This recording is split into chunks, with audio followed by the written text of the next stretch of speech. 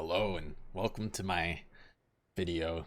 This is gonna be new discussion as of today, January 2nd. Buster reportedly rumored to take over interz spot in Cloud9. This is a POV of Buster against G2 earlier in the year where he had a solid showing, so figured it'd be a good backdrop for this discussion. So the rumors came out about a month ago where Cloud9 rumored to replace interz. A lot of people are pretty surprised by that, thinking interz is one of the best kind of support style players in the scene. I always thought interz was pretty solid. In my opinion, doesn't really have the same clutch factor someone like Perfecto, but still really solid in his role. To see them want to shake things up, I don't hate it. I mean, they kind of were consistently kind of falling short in big moments. A lot of people think, okay, you can't really blame interz, and I don't think people really do ultimately blame him, but Cloud9's been kind of one of the longest cores that have stuck together in the top 10, if not the longest. Five been around since the Gambit Cloud9 acquisition, so Buster's kind of, at this point, it's just rumors. That HLDV posted an article today that Buster is going to be the one to replace interz, so can assume that is factual at this point. There were rumors that Buster, 𝐂𝐒𝐒, and Forrester were some of the ones that were going to replace interz, and a lot of people in the community were kind of questioning, like, why Buster, why 𝐂𝐒𝐒? Like, they're pretty solid players, pretty solid support slash role players on I guess outs like VP. They were both on VP. But I've seen a lot of the analysts. I think Sponge was like, I'd like to see kind of like Forrester, kind of someone with more firepower if they're going to shake up the lineup, kind of make a big drastic scheme change for Cloud9. I've seen discussion that Hero would potentially be opening to IGL, kind of perhaps take on that IGL op playstyle that 𝐂𝐿 and 𝐂𝐒 have shown can be very successful at the highest levels of Counter-Strike. It looks like Cloud9 to shake things up. Perhaps they think Buster will be that guy to kind of just give people a bit of a jolt. I mean, sometimes you will see teams, they replace one member, everyone looks a lot better, like Liquid, for example. When they replaced Shocks for Yakindar, 𝐿𝐼 started to look more solid. So a lot of times you'll see, like, if G2 picks up a new member, Nico will start to heat up for a little bit. Kind of that new member effect can definitely be real. Here we've seen, this is Buster on Outsiders from earlier in the year. A lot of times he does do like the B bomb site role, like kind of the anchor role. There was one game in particular I remember that was especially brutal for Buster right before they benched him, where he just kept getting pounded on B site Dust 2 just over and over again. They would take that bomb site from Buster. Luckily, he no longer has to worry about Dust 2 being in the pool. That has been changed for Anubis. Now, as far as this change goes for Cloud9, I'd kind of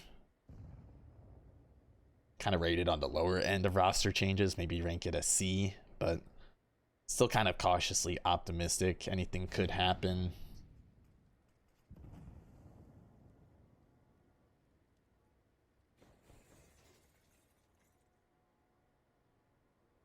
I have an interesting little off angle he used there to hold B main. Don't see a lot of people play that. Caught 𝐿𝐼𝐍𝐄𝐒 off guard, easy pick and a fallback. I like that angle. Don't really see a ton of people play that. See Buster just kind of, I mean, quad is just a really tough position to try to crack a player out of. You just know if you stay alive, you're kind of sticky here, that it's really tough for the T's to do much. He's not really over peeking either. He knows he's got the gun advantage, but doesn't want to peek into Nico's deagle, for example. Kind of want to wait to peek at the perfect time. Buster definitely showing some patience. interz was also a player that, you know, very patient, wouldn't over peek a lot of the time.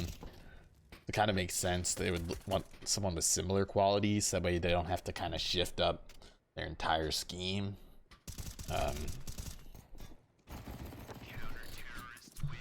But on the other hand, if your scheme's not working, why kind of keep in all of those same factors? It's another thing to consider.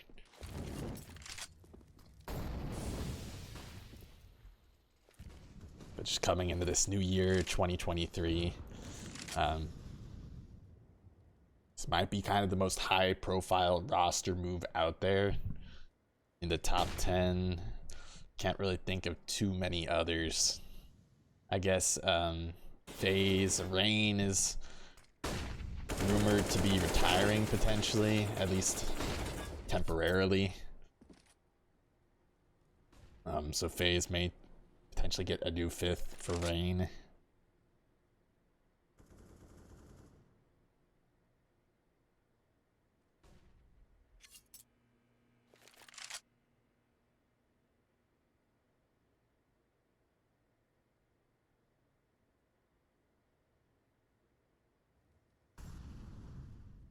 Yeah, this Virtus Pro squad, Outsiders, they didn't do quite as hot in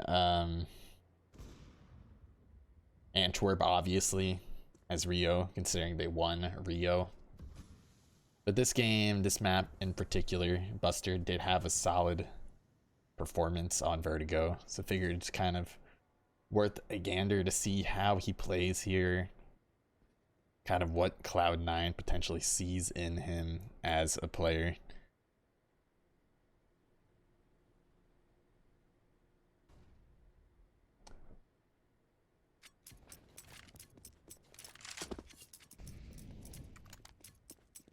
Thus far, we've seen just a lot of patient B anchoring.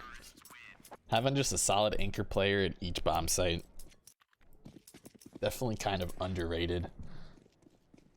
A lot of players, especially in just like ranked or whatever, no one really wants to play the anchor roles, like stay on the bomb site, because sometimes, you know, like 𝐴𝐈𝐹, Dust2B roles are known to be kind of boring, kind of low action. Not always the case, especially when pro players sniff out a weakness on your bomb site. There are players like Forrester that I mentioned earlier in the video that have really shined in B anchor positions, like on Mirage. Despite being kind of in a support type role, just really shining on the scoreboard regardless. Buster, stats, Outsiders in 2022 were not very impressive, just kind of doing his job. Nothing too crazy.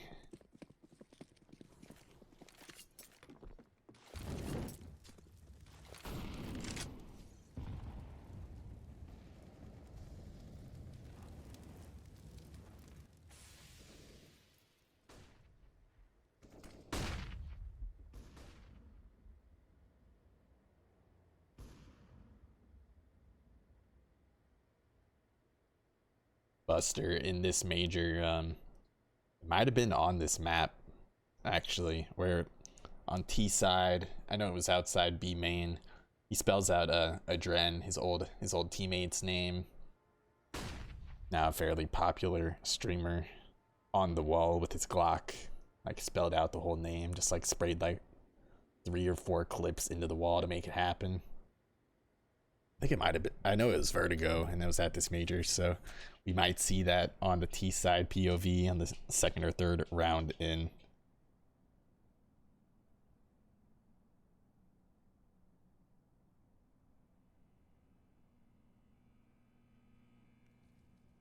From Buster's POV, this game feels just kind of lonely thus far.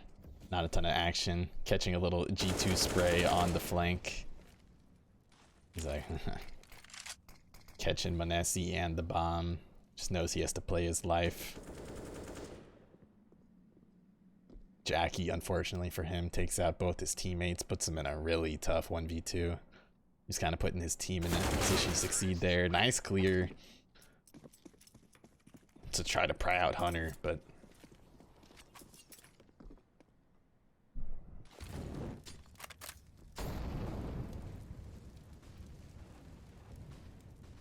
he's got some 𝐂𝐿𝐍𝐄𝐒 hollows on the M4. Looks pretty crispy. Not sure what is up with 𝐂𝐿𝐍𝐄𝐒 in 2023. I think they forfeited some of their matches towards the end of the 2022 season, and I think they had a potential ECL spot on the line. So I'm not quite sure what is going on with that organization going into this new year. Definitely know there are some orgs on the horizon to be making some roster moves, like potentially TSM, Godsent will form rosters. Into the Breach, I think, are forming a new roster.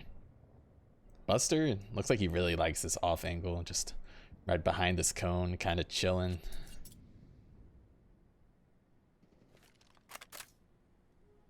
They kind of trust him to lock down this other side of the map. Just frankly felt like a bit of a ghost town.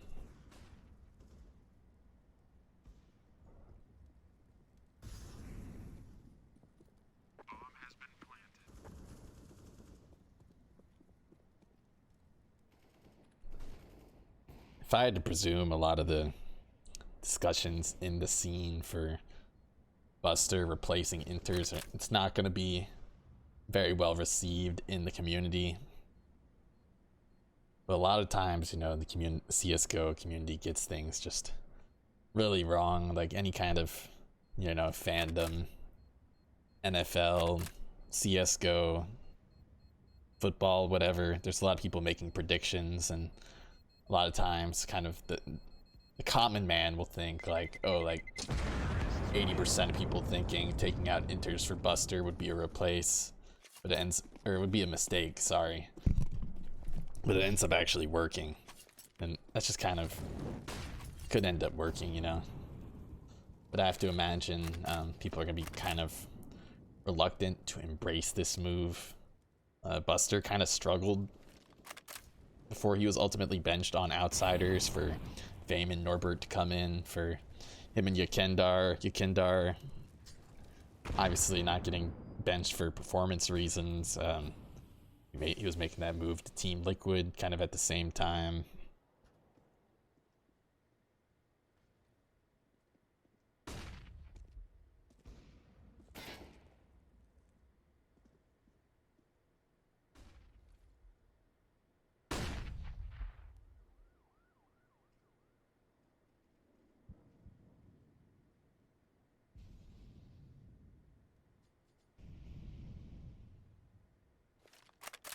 Life of a bee, anchor on vertigo, can't be a little lonely sometimes. Yeah, at least we have each other, you know. If you guys have any opinions about this move to replace interz with Buster, at this point not officially announced by Cloud9, feel free to leave your thoughts in the comments. There, Buster wasn't able to get a kill, and his team just lost the site essentially because of it. He did dink Hunter. It was a bit of a gun diff, if you will, but arguably, I suppose.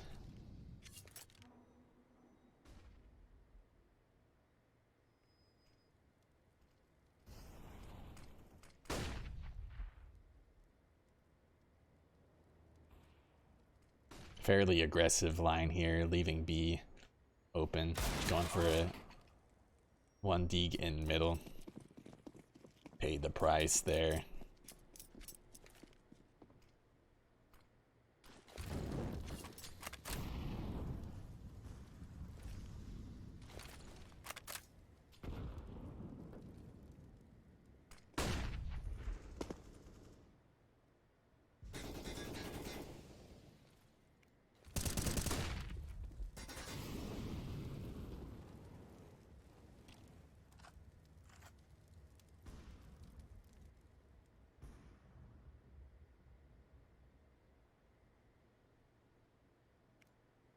This is perhaps the first time we kind of seen him play that angle more aggressively by that wood position. A lot of times he was using that off angle kind of behind the cone on the right there. I haven't really seen him take control of that B main area a lot. A lot of times the Vertigo player on B, you'll see them like working with their teammate early, try to get that B main control and just post up. He's been pretty content with giving that over, just wanting to kind of play his life from this quad position.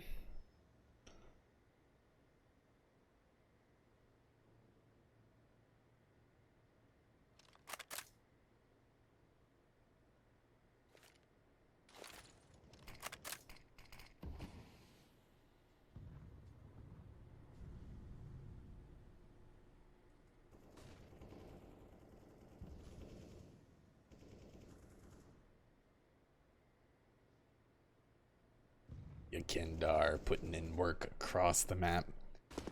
It's kind of that OG Outsiders. I believe this was in May or whenever Antwerp was last year. It's 2022 is last year now.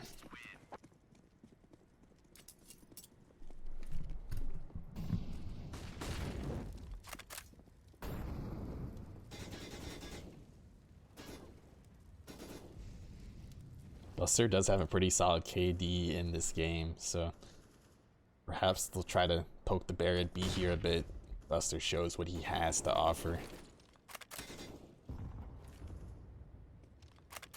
Oh, he's gonna look for Kicker to flash him in.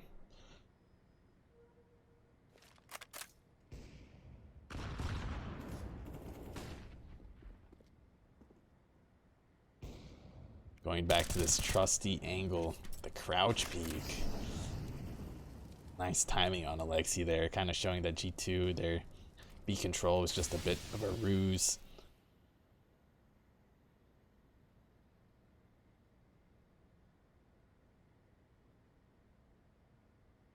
A lot of sneaking around, crouched, Buster like shark in the water. Getting that space on B main as well. Impressive stuff.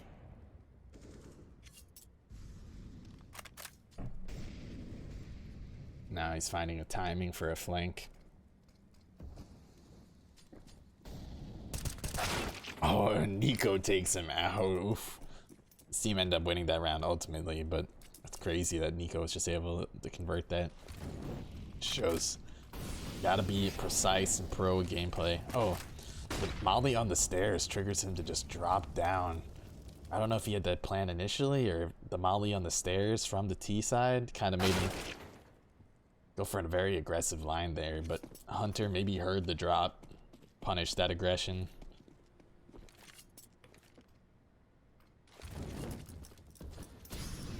The molly from window again onto stairs. I think G2 just threw that previous round and the last round here into the half.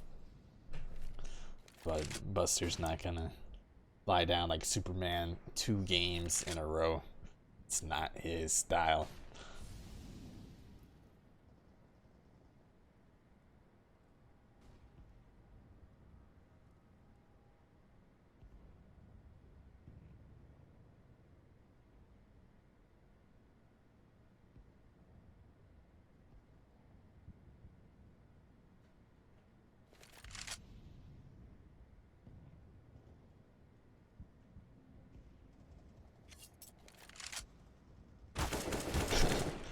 As soon as he thinks nobody's home, Hunter kind of sneaks up, but he's still able to crack open that skull. If he would have got dropped by Hunter there, it's pretty much they lose the round.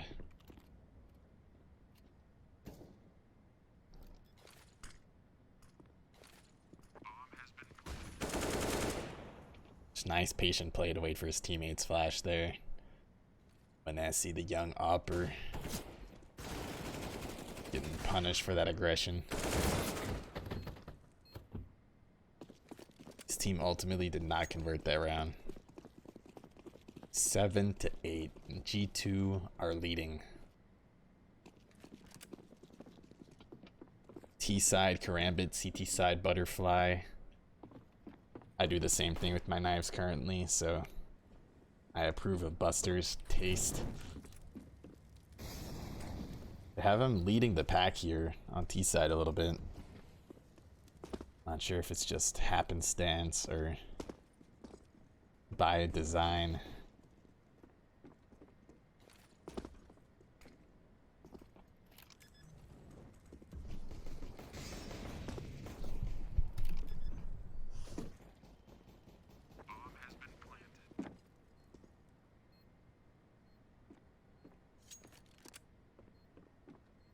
Buster definitely feels like a very kind of passive, kind of safe player a lot of the time, but he will find some timings every now and then that can punish his opponents.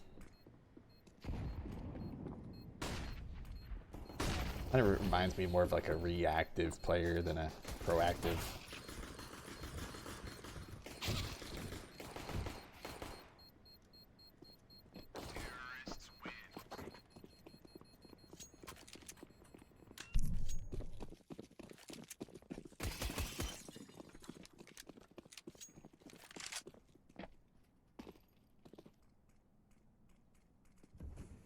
Buster CT side on B, so he's like T side.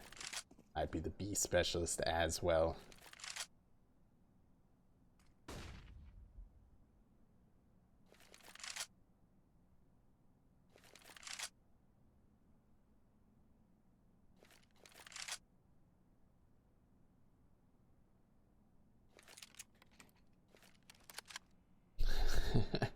He has to pay the James tax. James like, oh, you got an AK? Hand that over. Buster's like, all right, man. I'll hold the flank. It's all good.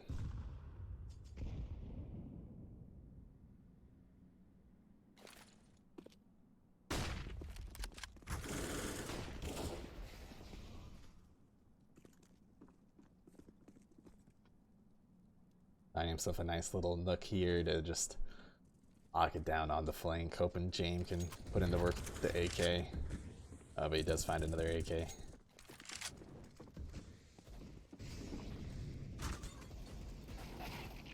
Kind of being the flank holder here while his team's getting mopped up. Not a great feeling. Ooh, nice shot there.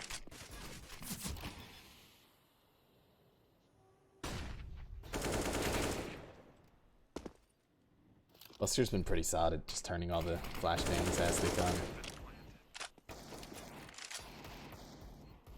Does he jump up again? He seems to like it. Ooh. It's like Spider-Man doing tricks on the wire, and it's paying off for him.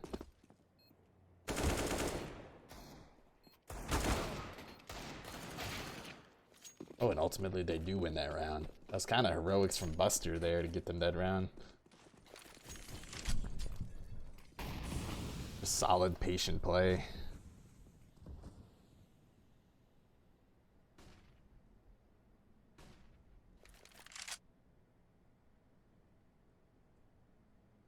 So they kind of put him in this lurk role a little bit.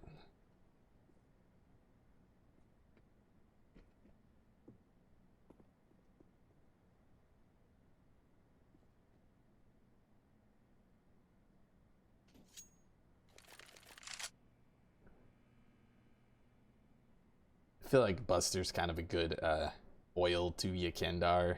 Like after you lose a player like 𝐂𝐿𝐻, you don't really need someone like Buster quite as much. I mean, 𝐂𝐿𝐻 is known for a lot of really aggressive entry fragging. Makes sense. You need somebody that'll hold the flank, play those anchor roles on the CT side, try not to do anything too crazy, just kind of stay alive, do their role.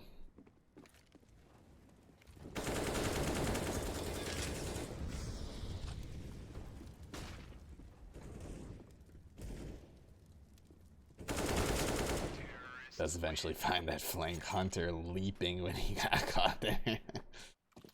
Buster making him look a little silly.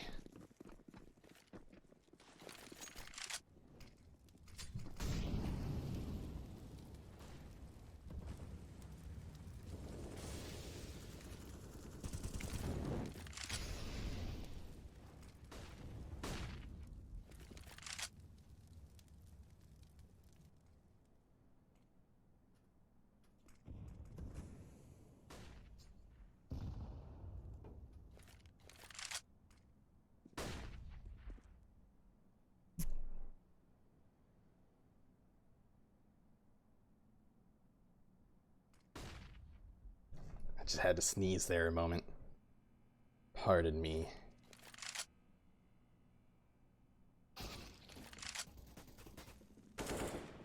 Seems like Buster's role here, just kind of consistently holding the flank, kind of backing up his squad. Sometimes just kind of watching his squad get parked by Benesi and Nico. Oh, he's got the op. He's gonna save this for 𝐿𝐿.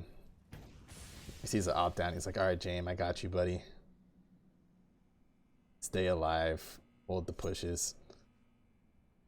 Kind of makes sense that 𝐿𝐿 is the kind of player that would like a player like Buster, someone that just plays cautiously, doesn't take unnecessary risks for the most part. Just a kind of a risk-averse style of player. Definitely see how he fit into this earlier iteration of Outsiders with 𝐂𝐿𝐻, 𝐿𝐿. I can see why this squad had, you know, pretty decent results. Ultimately, nothing really close to them winning the major, which they did with the new lineup, where they ultimately got Fame and Norbert.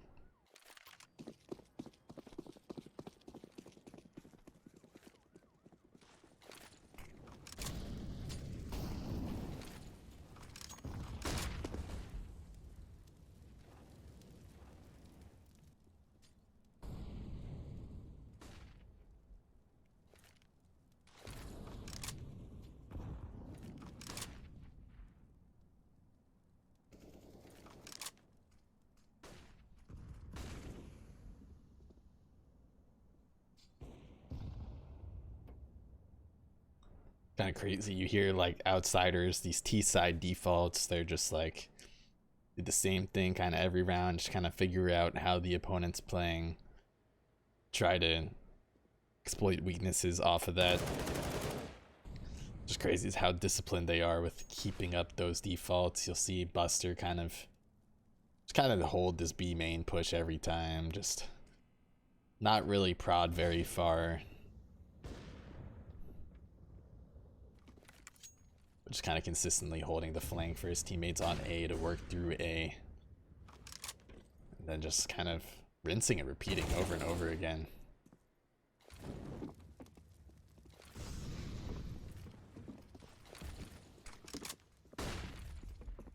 𝐿𝐻 getting blinded by Buster there.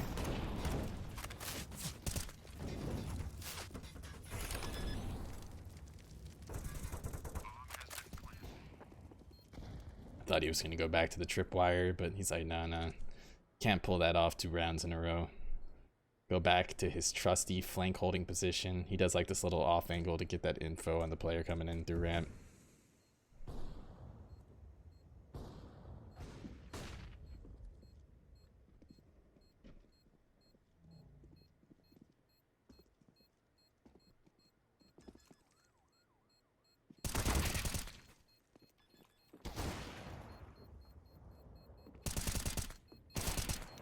Oh, and he almost won it. But he killed everyone and got the op. Still, honestly, not bad for the Outsiders. He really couldn't have played that any better, honestly. He likes to throw this smoke that gives him a bit of like a one-way to punish CT aggression. He's been kind of doing this consistently. Kind of liking that kind of head gap on CT side and on T side as well, kind of creating his own.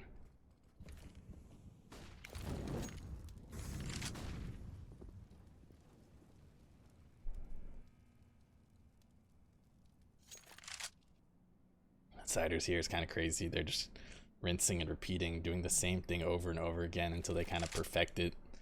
These A ramp hits, just taking that control, slowly taking that area, having Buster lock down the flank. 𝐿𝐿's like, alright, you're not gonna hold the flank? It's alright, I'll trust you. But no one's coming. Like, it's kind of Buster's job, like, hey, if we get flanked, it's on you, dog. Once again, going to kind of his trusty off angle there.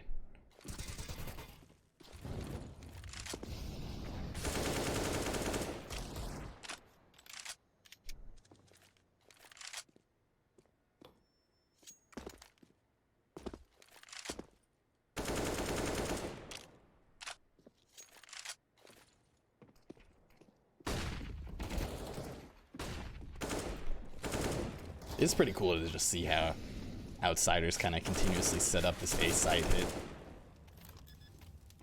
Buster's just kind of a piece to the puzzle here.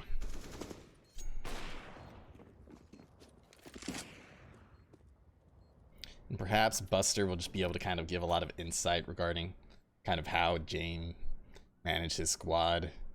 Perhaps kind of James stock is rising, you know, the recent major victory kind of makes sense that the players that are under him, their stock will rise a little bit as well.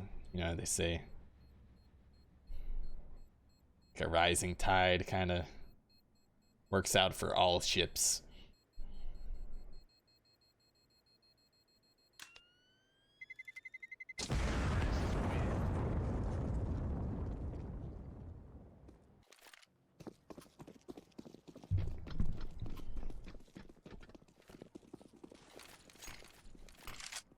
Buster consistently throwing this one-way smoke.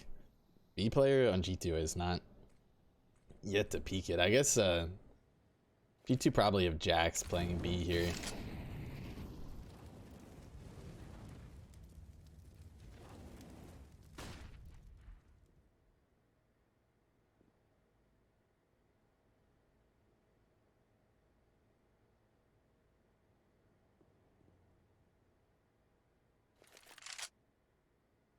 Alright, now he's taking a little bit more space on B main. Ooh, and he does punish that aggression from 𝐂𝐂𝐒𝐒.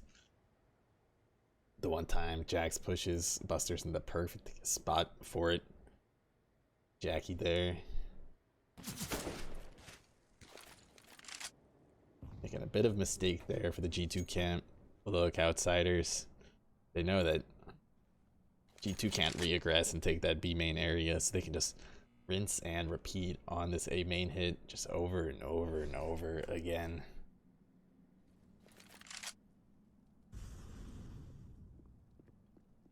It's like an AI just continuously doing the same thing over and over again, just getting slightly better at the process in each iteration.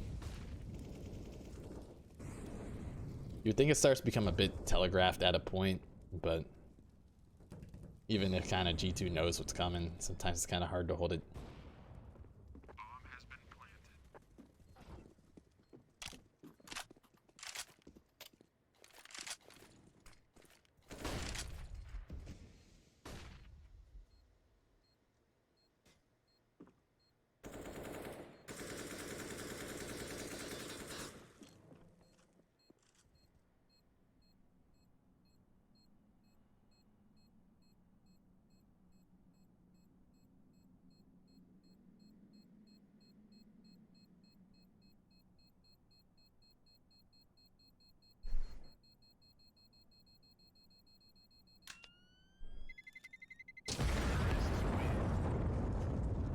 Buster lasted 4 consecutive rounds without dying. Indeed, indeed.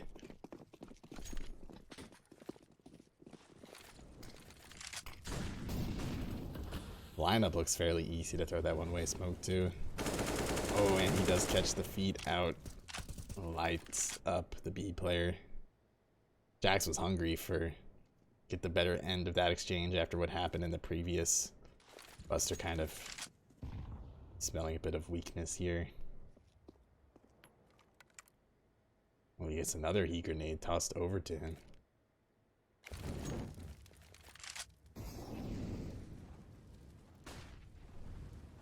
Hoping for another push on the stairs. Probably a bit too optimistic for that, especially after he wounded someone pretty mortally. Oh, that's why they gave him another heat grenade. He's like, alright, might be able to finish off a kill. Let me toss you one, homie. Buster like a troll underneath a bridge, waiting for someone to cross. I'm below.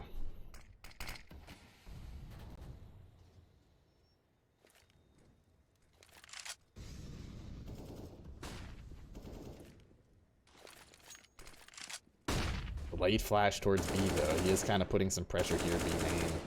Outsiders have not really done that yet. The Flit Yekendar getting kills across the map.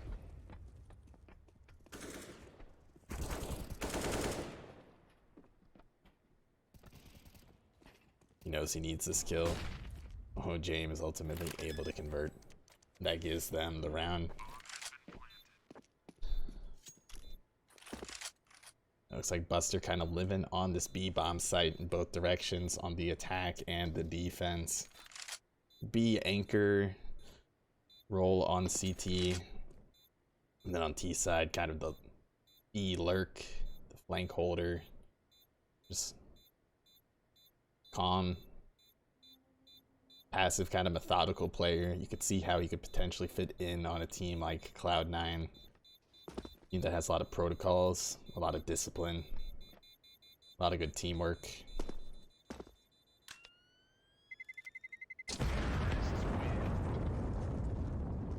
Guess they figure they have aggressive players like Nafany, Exile.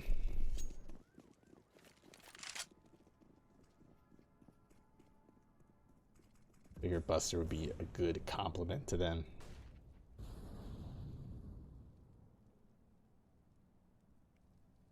He opts to not throw the one way this round. Oh, it's because they're going for the B hit. That could kind of slow down his squad.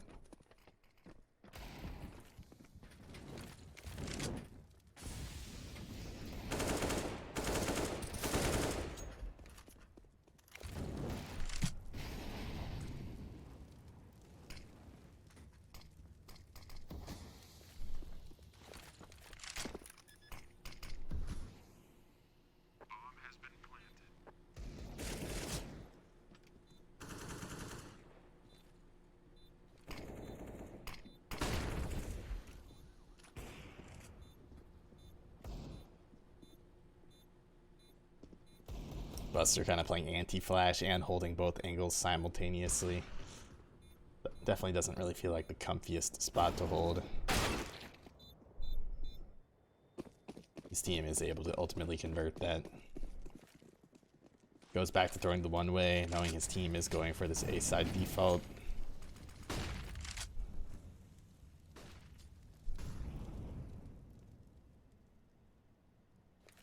Feels like, from my perspective, it's fairly like telegraphed. Like, if he's throwing this one way smoke, then he's by himself on this B side. The rest of his team congregated towards A.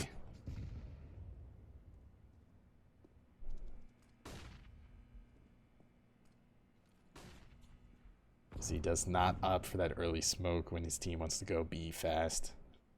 It's pushing through your own smoke. It's not how some of the most disciplined players on this Russian squad are going to play. This is not Stewie 2K smoke the ration vrooming through. Definitely more structured Counter-Strike here.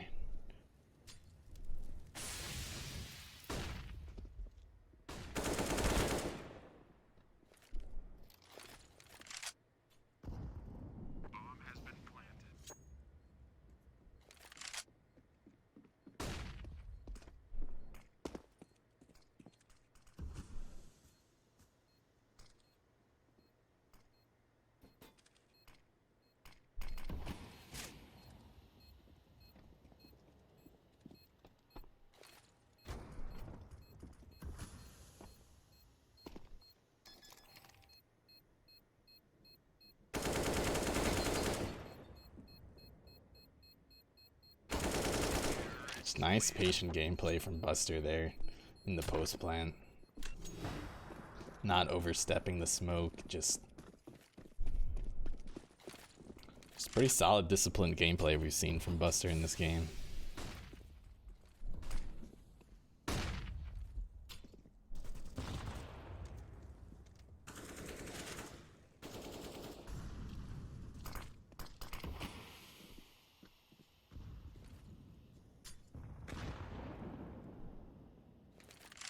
Buster knows there's some trickery afoot here, hearing the player on the stairs position. But will they remain?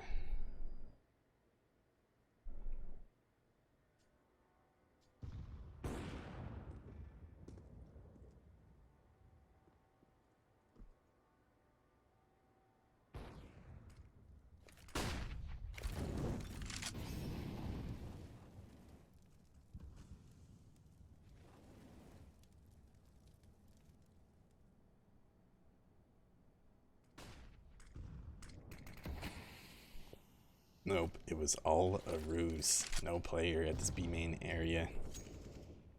Buster just had to clear that out, make sure they're not getting quick flanked. Rinse and repeat, hit the site with his squad. It's like they're doing this over and over again. Hey, why stop it if it's working?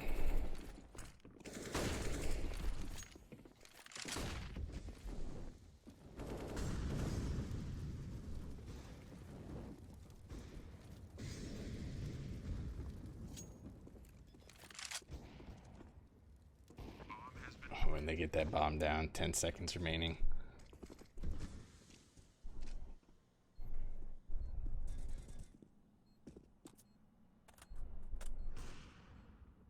Buster once again. Can't get this guy off the flank. A lot of trust in his team to lock down the site.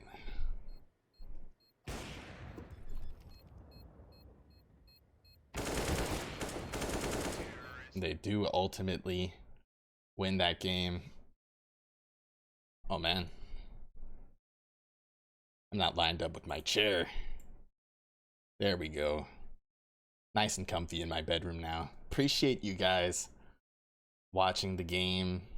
I stream pretty much all the time on my Twitch channel, FishTheHusky. I'll be casting a lot of pro CS games. I'll be doing a lot more pro POV reviews.